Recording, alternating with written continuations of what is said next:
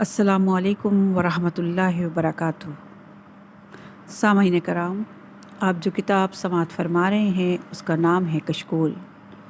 आज हम इस किताब का 13वां हिस्सा आपके सामने बयान करेंगे और इस हिस्से की पहली कहानी का उन्वान है हज़रत दाऊद के लिए लोहे का मोम होना। इमाम जाफ़री सादिक़ अलैहिस्सलाम ने फरमाया कि अल्लाह ताला ने हज़रत दाऊद अलैहिस्सलाम को वही फरमाई, दाऊद तू बहुत अच्छा है, लेकिन तुझ में ये नुक्स है कि तू बैतुल माल से खाना खाता है।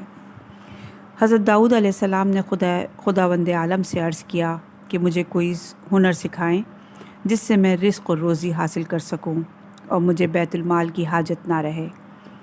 अल्लाह ताला ने लोहे को वही फरमाई कि दाऊद के हाथ में नरम हो जा। इसके बाद आप लोहे की ज़राएँ बनाते और एक ज़रा 300 दिरहम में फ़रोख्त करते थे। इसमें से आधी रकम अहल व अयाल के अखराजात के लिए रखते थे और आधी रकम गुरबा और मसाकीन में तकसीम कर देते थे, ताकि लोग जान लें कि उनको दूसरों के माल दौलत की कोई तमा नहीं है। वो लोगों से फरमाते थे कि अल्लाह से डरो और मेरी पैरवी करो।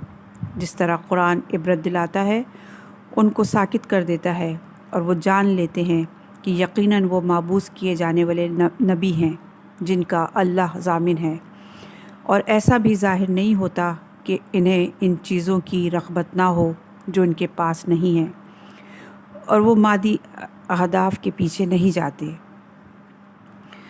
माशी हलाल के हुसूल के लिए मेहनत मजदूरी कोई ऐब नहीं है। हज़रत अमीरुल मोमिनीन अलैहिस्सलाम बागात में ज़राअत करते और पानी देते थे। आपने ख़ुद मेहनत करके लोगों को ये बताया कि हम किसी के माल और दौलत के ख्वाहिशमंद नहीं हैं। आप खजूरों की गुठलियाँ जमा करके इन्हें फ़रोख्त करते थे और अपने अहल व अयाल को ग़िज़ा फराहम करते थे। आपने कई कुएँ खोदे थे, ज़मीनों को पानी पिलाते थे, दरख्त काश करते थे और खेती बाड़ी करते थे। जब आपके हाथ के लगाए हुए पौधे जवान होते और फल देने लगते तो आप इनका फल बाज़ार में फ़रोख्त कर देते थे और इससे जो रकम हासिल होती इसे गुरबा और मसाकीन में तकसीम कर देते थे और अपने घर एक दिरहम भी लेकर नहीं जाते। आपने मेहनत मजदूरी करके लोगों को अपने अमल से ये सबक दिया कि हम तुम्हारी दौलत के मोहताज नहीं हैं। आप चाहते थे कि लोग आपके किरदार की अज़मत को देखें, और फिर जब आप लोगों को जिहाद पर आमादा करें या इन्हें अज़ाब इलाही से डराएं और इन्हें फ़िक्र आखरत का दर्स दें तो इन्हें आप पर यकीन हो कि आप सच्चे हैं। आप दीन का नाम लेकर दौलत हासिल करने या लोगों पर अपनी हुकूमत कायम करने के ख्वाहिशमंद नहीं हैं। अगली कहानी। ज़ुल्किफ्ल के हिल्म ने इब्लीस को आजिज़ कर दिया। अल्लाह ताला के एक नबी गुज़रे हैं जिनका नाम अल-यसी था। हज़रत ज़ुल्किफ्ल इनके एक सहाबी थे। एक दिन हज़रत अल-यसी ने अपने असहाब से फ़रमाया, मैं तुमसे एक मुआहदा करना चाहता हूँ। तुम में से मेरे इस मुआहदे पर जिसने भी अमल किया तो वो मेरा वसी होगा। वो अहद ये है कि गुस्से के वक्त बुर्दबारी इख्तियार करोगे और गुस्से में अपने आप को बेकाबू ना होने दोगे और शैतान की पैरवी ना करोगे। हज़रत ज़ुल्किफ्ल ने भी चूँकि अहद कर चुके थे कि आप गुस्सा नहीं करेंगे, इसीलिए शैतान को ख्वाहिश थी कि इन्हें किसी तरह से गुस्सा दिलाया जाए। चुनांचे शैतान ने इन्हें गुस्सा दिलाने की बड़ी कोशिश की, लेकिन इसकी हर कोशिश नाकाम हुई और आप अपने अहद पर मजबूत पहाड़ की तरह कायम रहे। शैतान अपनी मुसलसल नाकामियों से तंग आ चुका था और वो हज़रत ज़ुल्किफ्ल के हिल्म को अपने लिए चैलेंज समझने लगा। एक दिन इसने चीख मारी। इसकी चीख के आवाज़ सुनकर इसके तमाम चेले इसके पास जमा हो गए और उन्होंने कहा, आपने हमें क्यों बुलाया? शैतान ने कहा कि ज़ुल्किफ्ल मेरे लिए चैलेंज बन चुका है। मैंने अपने तमाम हरबे इस्तेमाल किए हैं, लेकिन ये किसी तरह से भी गुस्से में नहीं आता। इब्लीस की इस मजलिस शूरा में एक शैतान बैठा था जिसका नाम अबीस था।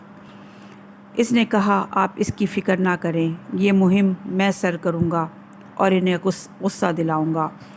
हज़रत ज़ुल्किफ्ल رات کو نہیں سوتے تھے، آپ پوری رات عبادت خداوندی میں بسر کرنے کے عادی تھے اور دن کے وقت بیدار ہو کر لوگوں کی ضروریات پوری کرتے تھے۔ ایک دن آپ ظہر کی نماز کے بعد سوئے تھے کہ ابیز انسانی شکل میں آیا اور اس نے زور سے آپ کے دروازے پر دستک دی۔ دربان باہر آیا اور اس نے پوچھا، کیا کام ہے؟ ابیز نے چیخ کر کہا، ایک شخص نے مجھ پر ظلم کیا ہے اور میں انصاف کے حصول کے لیے ذی الکفل سے ملنا چاہتا ہوں۔ دربان نے جواب دیا کہ وہ اس وقت آرام کر رہے ہیں، کل سویرے آ جانا۔ ابیز نے چیخ کر کہا، میں بہت دور سے آیا ہوں اور میں کل نہیں آ سکتا۔ اس کی چیخ و پکار سن کر آپ بیدار ہوئے اور اسے اندر بلایا۔ کہا، تم فریق ثانی کو لے کر آؤ، میں دونوں کے بیانات سن کر فیصلہ کروں گا۔ شیطان نے کہا، وہ میرے بلانے پر نہیں آئے گا۔ حضرت ذی الکفل نے اپنی انگشتری اتار کر بطور نشانی اس کے حوالے کی اور کہا، اسے میری یہ نشانی دکھا کر کہنا کہ تمہیں ذی الکفل نے یاد کیا ہے۔ دوسرے دن پھر ان کے عین آرام کے وقت وہ دوبارہ ابیز ان کے دروازے پر آیا اور زور سے دستک دی اور چیخ چیخ کر کہا کہ ہائے میں کیا کروں، فریق ثانی انگشتری دیکھ کر بھی آنے پر آمادہ نہیں۔ اس چیخ کی وجہ سے آپ نیند سے بیدار ہوئے اور کوئی غصہ کیے بغیر فرمایا، اگر وہ اس نشانی کو دیکھ کر نہیں آیا تو میرا رقہ لے جاؤ اور اس سے کہو ذی الکفل نے تجھے یاد کیا۔ چنانچہ شیطان دوسرے دن کی نیند حرام کر کے چلا گیا۔ تیسرے دن جب آپ کو نیند نے بہت ستایا ہوا تھا اور آپ اپنے وقت پر سوئے تو شیطان پھر آ گیا اور زور زور سے چیخنے لگا۔ حضرت نیند سے اٹھے اور اس سے فرمایا کہ فریق ثانی کہاں ہیں؟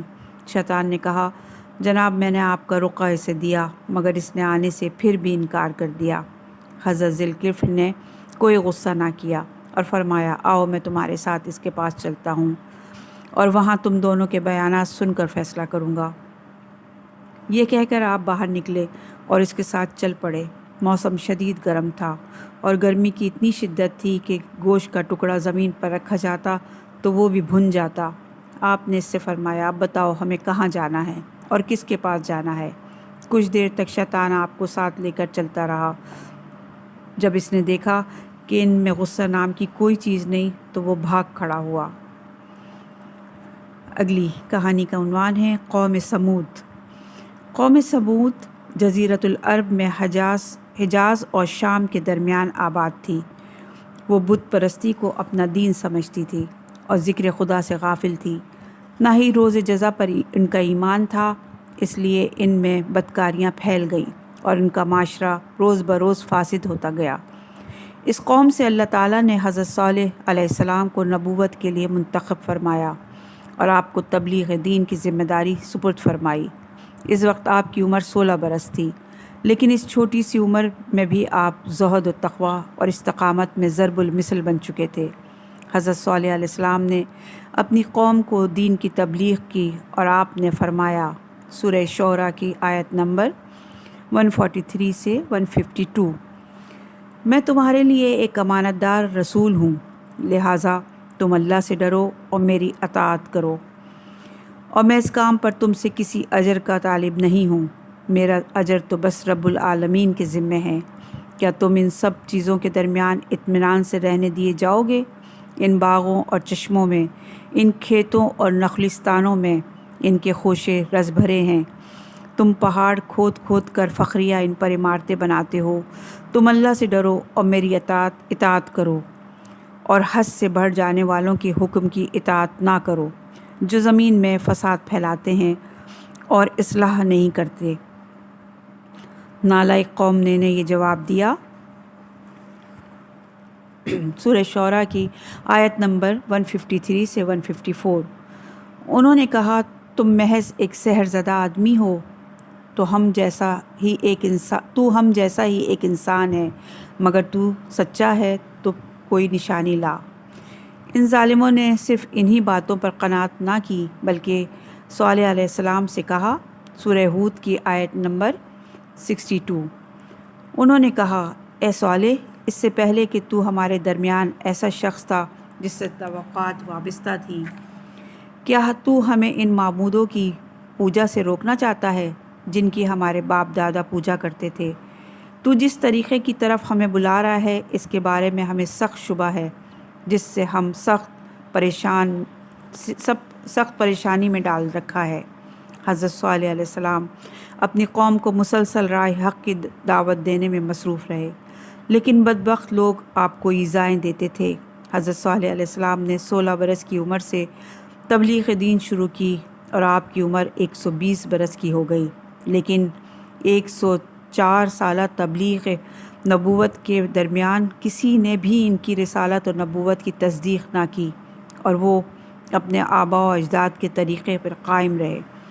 حضرت صالح علیہ السلام قوم کی روش سے تنگ آ گئے اور آپ نے ان سے کہا، آؤ آپس میں ایک منصفانہ قرارداد مقرر کرتے ہیں، میں تمہارے بتوں سے اپنی حاجت طلب کروں گا، اور اگر بتوں نے میری حاجت پوری کر دی تو میں تبلیغ دین چھوڑ دوں گا، اور پھر تم جانو اور تمہارا کام جانے، اور اگر بتوں نے میری حاجت روائی نہ کی تو اپنا مطالبہ میرے سامنے رکھنا، میں اسے خدا کی بارگاہ میں پیش کروں گا۔ اگر خدا نے تمہارا مطالبہ پورا کر دیا تو تم اس پر ایمان لاؤ گے اور بت پرستی چھوڑ دو گے۔ قوم صالح نے کہا، یہ منصفانہ تجویز ہے اور معقول پیشکش ہے، تو ہمارے بتوں سے کچھ مانگ کر تو دیکھ، وہ تجھے سب کچھ دیں گے۔ فریقین نے ایک دن مقرر کیا اور وہ دن مشرکین کی عید کا دن تھا۔ اس دن لوگ گھروں سے بت کندھوں پر اٹھا کر نکلے اور صحرا میں آئے۔ انہیں اپنے بتوں پر بڑا ناز تھا۔ انہوں نے بت زمین پر رکھے اور ان کو راضی کرنے کے لیے رقص کیا، یہاں تک کہ پوجا پاٹ کرتے کرتے انہیں دوپہر ہو گئی۔ پھر انہوں نے اپنے بتوں کی مدح و ثنا کرتے ہوئے انہیں مخاطب کر کے کہا، اے ہمارے معبود، آج کے دن ہمیں تمہاری مدد کی خصوصی طور پر ضرورت ہے۔ آج صالح علیہ السلام تم سے کچھ مانگیں، اس کی حاجت روائی کرو، ورنہ وہ ہمیں رسوا کرے گا۔ اس کے بعد انہوں نے حضرت صالح علیہ السلام سے کہا کہ جاؤ اور ہمارے معبودوں سے اپنی طلب کرو۔ حضرت صالح علیہ السلام سب سے پہلے بڑے بت کے پاس گئے اور آپ نے اسے آواز دی، لیکن بت کی طرف سے کوئی جواب موصول نہ ہوا۔ اب دوسرے بت کے پاس گئے، اسے مخاطب کیا، لیکن وہاں سے بھی کوئی جواب موصول نہ ہوا۔ حضرت صالح علیہ السلام باری باری ایک بت کے پاس گئے، لیکن کہیں سے بھی انہیں جواب نہ ملا۔ یہ منظر بت پرست بھی آنکھوں سے دیکھ رہے تھے۔ حضرت صالح علیہ السلام نے مشرکین سے کہا، تمہارے بت بھی جواب کیوں نہیں دیتے؟ انہیں کچھ سنائی نہیں دیتا؟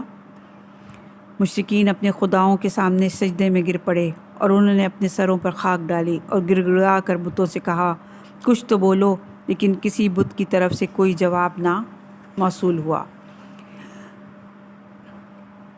حضرت صالح علیہ السلام نے اتمام حجت کے لیے دوبارہ بتوں سے خطاب کیا، لیکن کسی بھی بت نے جواب نہ دیا۔ مشرکین اپنے معبودوں کی یہ لاچاری دیکھ کر زور زور سے رونے لگے، لیکن بت پھر بھی خاموش رہے۔ الغرض دن ڈوبنے کے قریب پہنچ گیا تو حضرت صالح علیہ السلام نے ان سے کہا، اب میری طرف سے تمہیں اجازت ہے، تم میرے رب سے جو کچھ مانگنا ہو مانگ لو۔ مشرکین نے اپنے 70 افراد کا انتخاب کیا اور کہا، یہ ہمارے نمائندے ہیں،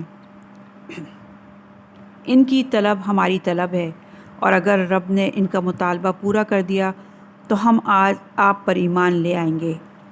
حضرت صالح نے ان سے دوبارہ پختہ عہد لیا کہ وہ اپنے عہد پر قائم رہیں گے۔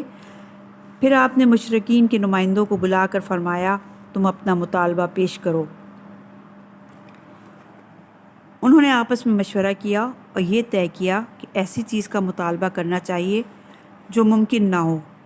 باہمی مشورے کے بعد وہ صالح علیہ السلام کے پاس آئے اور کہا کہ آپ ہمارے ساتھ سامنے والے پہاڑ کے پاس چلیں۔ آپ ان کے ساتھ پہاڑ کے پاس آئے اور پہاڑ بالکل سپاٹ تھا، اس میں کہیں سوراخ اور غار کا نام و نشان تک نہ تھا۔ انہوں نے کہا، آپ اپنے خدا سے درخواست کریں کہ وہ اس پہاڑ کو شق کرے اور اس میں سے ایک چیز برآمد کرے جس کی یہ صفات ہوں، حاملہ جانور ہو، اور وہ حاملہ جانور اونٹنی ہو، اس کا رنگ سرخ ہو، اس کے جسم پر لمبے لمبے بال ہوں، اونٹنی حاملہ ہو اور اس کا حمل 10 ماہ کا ہو، اس کے کندھے اور پہلوؤں کے درمیان 1 میل کی مسافت ہو۔ مشرکین کے نمائندوں نے دراصل اس طرح کا مطالبہ اس وجہ سے کیا تھا کہ نہ یہ پورا ہوگا اور نہ ہمیں صالح علیہ السلام کے دین پر ایمان لانا پڑے گا۔ حضرت صالح علیہ السلام نے فرمایا، تم نے جس چیز کا مطالبہ کیا ہے اس کا پورا کرنا میرے لیے مشکل ہے، مگر میرے رب کے لیے آسان ہے۔ اس کے بعد حضرت صالح علیہ السلام نے اللہ تعالیٰ کے حضور ان کا مطالبہ پیش کیا اور عرض کیا کہ خدایا ان کا مطالبہ پورا فرما تاکہ ان پر اتمام حجت ہو سکے۔ جیسے ہی حضرت کی دعا ختم ہوئی تو پہاڑ پھٹ گیا اور اس سے ہولناک آواز آئی، پھر پہاڑیاں مضطرب ہوئیں جیسے عورت زچگی کے وقت ہوتی ہے، پھر پہاڑ سے ایک ناقہ برآمد ہوا، پھر آہستہ آہستہ اس کا پورا دھڑ پہاڑ سے باہر آ گیا اور اس میں وہ تمام علامات موجود تھیں جن کا مشرکین نے مطالبہ کیا تھا۔ مشرکین کے نمائندوں نے جب یہ کمال قدرت دیکھا تو انہوں نے بے ساختہ کہا، صالح علیہ السلام، تیرے رب نے بہت جلد تیری دعا قبول کر لی، اب اپنے رب سے سوال کر کے وہ بچہ جنے۔ حضرت صالح علیہ السلام نے خدا سے درخواست کی تو ناقے نے فوراً بچہ جن دیا۔ آپ نے ان لوگوں سے کہا، اب بتاؤ تمہارا مطالبہ پورا ہوا ہے یا نہیں؟ انہوں نے کہا، واقعی ہمارا مطالبہ پورا ہو چکا ہے، اب آپ ہمارے ساتھ ہماری قوم کے پاس چلیں، ہم نے جو کچھ دیکھا ہے انہیں اس کی خبر دیں گے تاکہ وہ آپ پر ایمان لائیں، اور جہاں تک ہمارا تعلق ہے تو ہم آپ پر ایمان لاتے ہیں اور آپ کی تصدیق کرتے ہیں۔ حضرت صالح علیہ السلام ان کی یہ بات سن کر خوش ہو گئے اور انہیں لے کر قوم کی طرف روانہ ہوئے۔ راستے میں 64 افراد اپنے ایمان سے پھر گئے اور مرتد ہو گئے، اور انہوں نے کہا، ہم نے جو کچھ دیکھا ہے یہ جادو ہے۔ البتہ 70 میں سے 6 افراد اپنے ایمان پر قائم رہے اور انہوں نے کہا، ہم نے جو کچھ دیکھا ہے وہ عین حق ہے۔ پھر ان لوگوں نے اپنی قوم کے سامنے ناقے کی پہاڑ سے ولادت کا واقعہ بیان کیا اور لوگوں سے ایمان و تصدیق کا مطالبہ کیا، لیکن ایک شخص نے بھی اسلام قبول نہ کیا۔ اونٹنی بہت بڑی تھی، اسے اپنی ضخامت اور وجود کے مطابق پانی کی بھی ضرورت محسوس ہوتی تھی۔ جب وہ کسی تالاب و چشمے پر جاتی تو وہاں کا سارا پانی پی جاتی تھی۔ لوگوں نے حضرت صالح کے پاس اس بات کی شکایت کی تو آپ نے فرمایا، آئندہ ایسا نہ ہوگا، ایک دن تم پانی پینا اور ایک دن پانی اونٹنی پیے گی۔ جس دن اونٹنی پانی پیے گی اس دن تم سب اونٹنی کا دودھ پینا اور خوب سیراب ہو کر پینا۔ چنانچہ ایک دن چشموں کا پانی لوگ پیتے تھے اور دوسرے دن اونٹنی پانی پیتی تھی۔ اس دن لوگ اپنے گھروں سے دودھ کے برتن لے کر آتے اور پانی کی جگہ دودھ بھر کر گھروں میں لے جاتے اور خوب سیراب ہوتے تھے۔ شہر کے جانور اس ناقے کو دیکھ کر بدکتے تھے اور شہر کے لوگ چاہتے تھے کہ کسی طرح سے اس ناقے سے جان چھوٹے۔ جب صالح علیہ السلام کو ان کی اس بات کا پتہ چلا تو آپ نے فرمایا، سورہ ہود کی آیت نمبر 64، اے میری قوم، یہ ناقہ اللہ کی طرف سے تمہارے لیے نشانی ہے، اسے اللہ کی زمین پر چرنے دو اور اسے کوئی تکلیف نہ پہنچانا، ورنہ جلدی عذاب تمہیں اپنی زد میں لے لے گا۔ دن گزرتے گئے اور ہر دن کے ساتھ لوگوں کی نفرت بھی پروان چڑھتی رہی۔ انہوں نے اونٹنی کو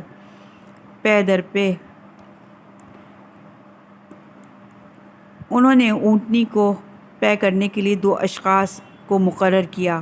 ان میں سے ایک کا نام قدار تھا اور دوسرے کا نام مزدہ۔ وہ دونوں حرامزادے تھے۔ انہیں 2 بدکار عورتوں سے عشق تھا اور ان خبیث عورتوں نے ان سے کہا کہ اگر انہوں نے ناقہ صالح کو قتل کیا تو وہ انہیں جام و وصال سے سرشار کرے گی۔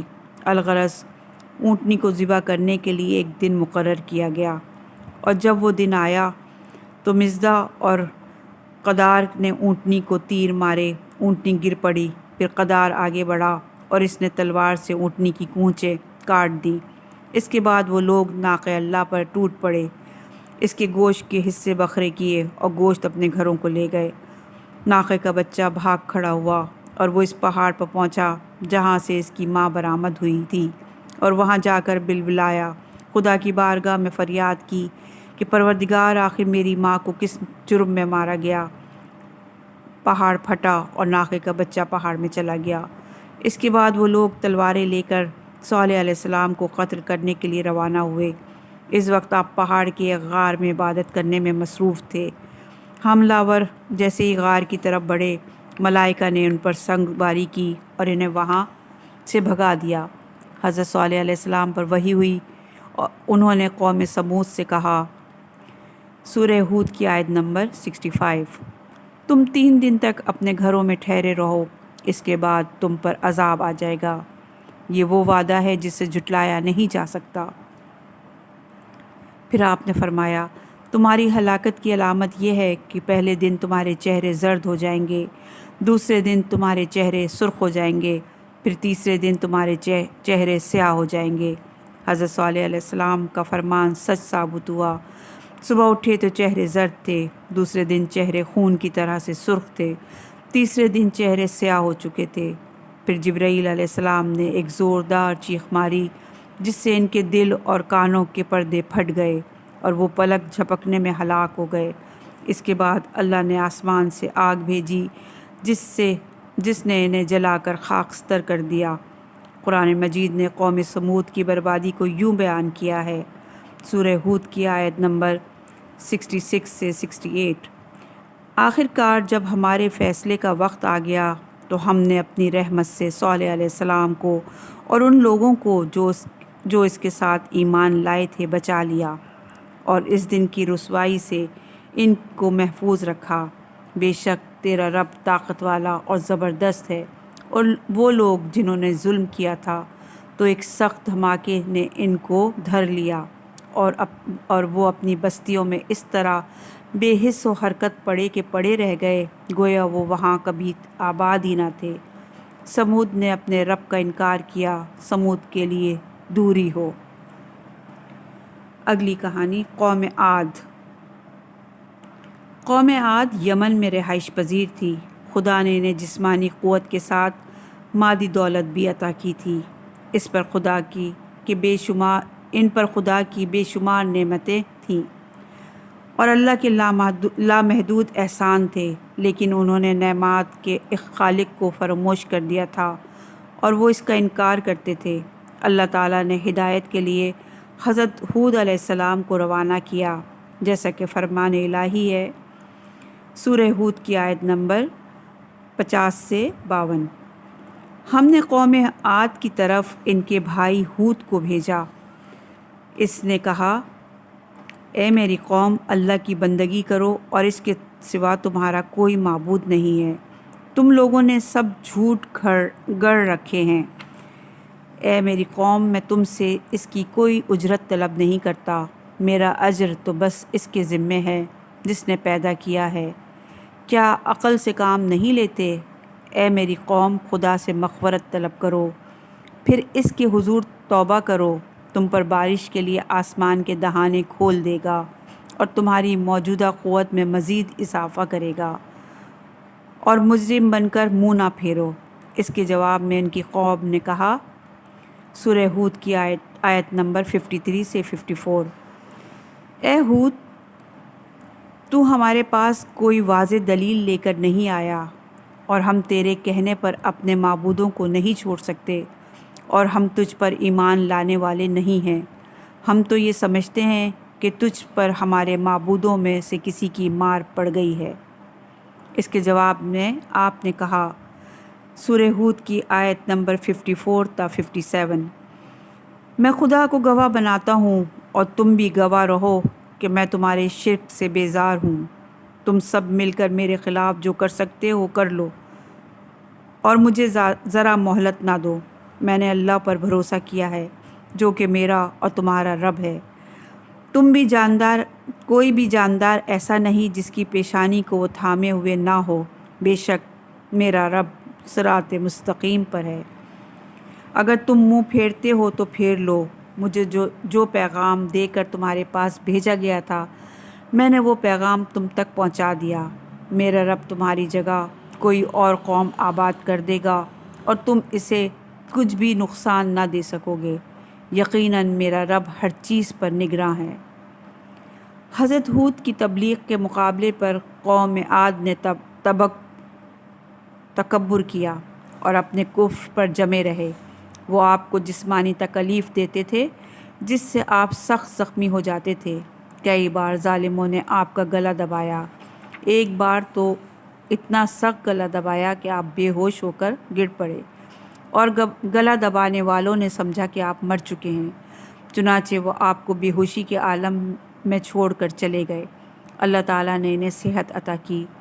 حضرت ہود علیہ السلام نے 750 سال تبلیغ کی، لیکن گنتی کے چند افراد کے علاوہ اور کوئی آپ پر ایمان نہ لایا۔ قوم عاد کو خدا نے لمبے اور مضبوط جسم عطا کیے تھے۔ امام محمد باقر علیہ السلام سے منقول ہے کہ قوم عاد کے قد لمبی کھجوروں جیسے تھے اور خدا نے انہیں اتنی طاقت دی تھی کہ ان میں سے کوئی شخص ہاتھ سے پہاڑ کو ہلاتا تو ایک ٹکڑا جدا کر لیتا تھا۔ لمبے افراد کے قد 100 ہاتھ کے تھے اور چھوٹے قد والے 70 ہاتھ کے ہوتے تھے۔ انہوں نے پہاڑوں کی چٹانوں میں اپنے گھر بنائے ہوئے تھے، اسی لیے وہ سوچ بھی نہیں سکتے تھے کہ کوئی دشمن ان کے مکانوں کو برباد کر دے گا۔ ان کے پاس قابل کاشت زمین بھی تھی جس پر وہ کھیتی باڑی کرتے تھے اور مال مویشی کی ان کے ہاں فراوانی تھی۔ حضرت ہود علیہ السلام نے جتنی زیادہ تبلیغ کی اتنا ہی ان کی سرکشی میں اضافہ ہوا۔ جب حضرت ہود علیہ السلام ان کی اصلاح سے مایوس ہو گئے تو انہوں نے بد دعا کی، جس کے نتیجے میں اللہ تعالیٰ کی طرف سے ان پر تدریجی طور پر عذاب آنے لگا۔ مسلسل 3 سال تک بارش نہ ہوئی اور خشک سالی کی وجہ سے ان کے علاقے میں قحط کی صورتحال پیدا ہو گئی، مگر اس کے باوجود بھی وہ خواب غفلت سے بیدار نہ ہوئے اور حضرت ہود علیہ السلام پر ایمان نہ لائے۔ اس کے بعد اللہ تعالیٰ نے ان سب سے چھوٹی مخلوق کے ذریعے سے ان کے عذاب کی ابتدا کی۔ ان کے علاقوں میں چونٹیاں بہت زیادہ پھیل گئیں اور انہیں ہر وقت ڈنک مار کر تنگ کرنے لگیں، چنانچہ دولت مند طبقہ وہ علاقہ چھوڑ کر غاروں اور بلند مقامات پر چلا گیا۔ پھر اللہ کے حکم سے ان کے شہر کے قریب ریت کے بلند و بالا ٹیلے بن گئے۔ حضرت ہود نے جب وہ ٹیلے دیکھے تو انہیں یقین ہو گیا کہ اب ظالموں پر عذاب آنے ہی والا ہے، چنانچہ انہوں نے لوگوں کو خبردار کرتے ہوئے کہا، ان قریب تم پر اللہ کا عذاب آنے والا ہے۔ جو کچھ تم دیکھ رہے ہو اس کی تمہید ہے، تم اللہ پر ایمان لے آؤ تاکہ عذاب سے بچ جاؤ۔ جواب میں انہوں نے کہا، کس میں مجال ہے کہ وہ ہماری قوت کو متزلزل کر سکے اور ہمارے مکانات کو تباہ کر سکے۔ چند دنوں بعد سخت طوفانی آندھی آئی جس نے ان کے شہروں کو ریت میں دفن کر دیا۔ یہ آندھی 7 دن مسلسل چلتی رہی۔ قرآن حکیم میں ان کی تباہی کی داستان کو یوں بیان کیا گیا ہے۔ سورہ زاریات کی آیت نمبر 41 سے 42۔ ہم نے ان کے اوپر بے فیض ہوا کو بھیجا، تمہارے لیے قوم عاد میں نشانی ہے، جب وہ جس چیز پر گزرتی تھی اسے بوسیدہ کر دیتی تھی۔ قوم عاد کی بربادی کا منظر قرآن کریم میں یوں بیان ہوا ہے۔ سورہ الحاقہ کی آیت نمبر 6 سے 8۔ عاد کو ایک شیطانی طوفانی آندھی سے ہلاک کیا گیا۔ اللہ نے اس آندھی کو 7 راتوں اور 8 دنوں تک ان پر مسلط رکھا۔ آپ دیکھتے کہ وہ اس طرح سے بچھڑے پڑے ہیں جیسے وہ کھجور کے بوسیدہ تنے ہوں۔ کیا اب تمہیں ان میں سے کوئی بھی بچا ہوا فرد دکھائی دیتا ہے؟ آندھی اتنی شدید تھی کہ وہ ایک شخص کو زمین سے اٹھاتی اور وہ اسے فضا میں اتنا بلند کرتی کہ وہ ایک چڑیا دکھائی دیتا تھا، پھر اسے زمین پر پٹک دیتی تھی جس سے اس کا سر پھٹ جاتا تھا اور وہ دماغ باہر آ جاتا تھا۔ قوم عاد کے جو لوگ غاروں اور بلند مقامات پر گئے تھے وہ بھوک و پیاس کی شدت سے ہلاک ہو گئے۔ قوم عاد کی تباہی کے بعد حضرت ہود علیہ السلام اور ان پر ایمان لانے والے افراد وہاں سے روانہ ہوئے اور انہوں نے مکہ مکرمہ میں سکونت اختیار کر لی اور اپنی وفات تک وہ وہیں پر رہے۔ اگلی کہانی 5000 سال بعد۔ قوم عاد کی تباہی کو 5000 سال گزر گئے۔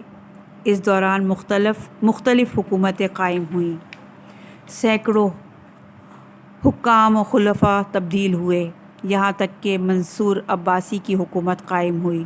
ابو جعفر منصور بنی عباس کا سلسلے کا دوسرا حکمران تھا۔ ایک دن اس نے حکم دیا کہ یمن کے فلاں علاقے میں کنواں کھودا جائے۔ شاہی حکم تھا، لہٰذا کام فوراً شروع ہو گیا اور مزدوروں نے کنواں کھودنا شروع کر دیا۔ لیکن ایک طویل کھدائی کے بعد بھی کوئی نتیجہ برآمد نہ ہوا اور پانی ہاتھ نہ آیا۔ جب منصور کو یہ رپورٹ دی گئی تو اس نے کہا، مایوس ہونے کی کوئی ضرورت نہیں ہے، کام جاری رہنا چاہیے اور زیادہ سے زیادہ کھدائی کی جائے۔ منصور کے اس حکم سے ایک بار پھر کھدائی شروع کی گئی، یہاں تک کہ کئی سال گزر گئے اور اس دوران منصور بھی جہان فانی سے رخصت ہو گیا۔ اس کا بیٹا مہدی عباسی خلیفہ بنا۔ اس کے دور میں بھی کنویں کا کام جاری رہا۔ ایک دن اس نے پوچھا کہ کنواں کامیاب ہوا یا نہیں۔ اس کے مشیروں نے کہا، ابھی تک وہاں سے پانی نہیں ملا۔ اس نے ناراض ہو کر کہا، کنویں کا کام جاری رہنا چاہیے، اگرچہ اس پر حکومت کا کل سرمایہ بھی کیوں نہ لگ جائے۔ خلیفہ کے حکم کے بعد بڑی تندہی سے کنویں کی کھدائی جاری رہی اور آخرکار ایک چٹان آ گئی۔ کاریگروں نے چٹان کے قریب سوراخ کیا تو اس سوراخ سے تیز ہوا آنے لگی۔ کاریگروں نے 2 مزدور وہاں اتارے اور ان کے ہاتھوں میں رسیاں باندھیں اور ان سے کہا، تم وہاں اتر کر دیکھو وہاں کیا ہے، اور جب تھک جاؤ تو اسی رسی کو حرکت دینا، ہم تمہیں اوپر کھینچ لیں گے۔ الغرض مزدور نیچے اترے۔ کچھ دیر کے بعد انہوں نے رسی ہلائی، اوپر والوں نے انہیں اوپر کھینچ لیا اور ان سے پوچھا کہ تم نے کنویں میں کیا دیکھا؟ مزدوروں نے کہا، ہم نے وہاں خدا کا عظیم راز دیکھا۔ جب ہم چٹان سے نیچے گئے تو اندر مرد اور عورتیں بیٹھے ہوئے تھے، لیکن وہ پتھر کے بن چکے تھے۔ ان کے جسم پر لباس بھی تھا۔ جب ہم نے ان کے لباس کو ہاتھ لگایا تو وہ بالکل گلا ہوا تھا اور ریزہ ریزہ ہونے لگا۔ اندر گھر اور گھروں کا سامان بھی موجود ہے اور پتھر کے انسان بیٹھے ہوئے ہیں، کچھ لیٹے ہوئے ہیں اور کچھ ٹیک لگائے بیٹھے ہیں۔ مہدی عباسی کو اس کی اطلاع دی گئی۔ اس نے اپنے دور کے علماء کو جمع کیا اور ان سے پوچھا کہ یہ خدا کا کیا راز ہے؟ تمام علماء نے اپنی ناواقفیت کا اظہار کیا۔ آخرکار مہدی عباسی نے امام موسیٰ کاظم علیہ السلام کو مدینے سے اپنے ہاں بلایا۔ جب آپ تشریف لائے تو خلیفہ نے ان کے سامنے کنویں کا تفصیل سے ذکر کیا اور کہا، آپ بتائیں یہ خدا کا کیا راز ہے؟ یہ سن کر آپ کچھ دیر تک روتے رہے، پھر آپ نے فرمایا، یہ اصحاب عاد کی باقیات ہیں، اللہ تعالیٰ کا ان پر عذاب نازل ہوا اور وہ اپنے گھروں میں مر گئے تھے۔ یہ اصحاب احقاف ہیں، یعنی یہ وہ ہیں جن پر ریت کا طوفان آیا تھا اور وہ پھنس کر ہلاک ہوئے تھے۔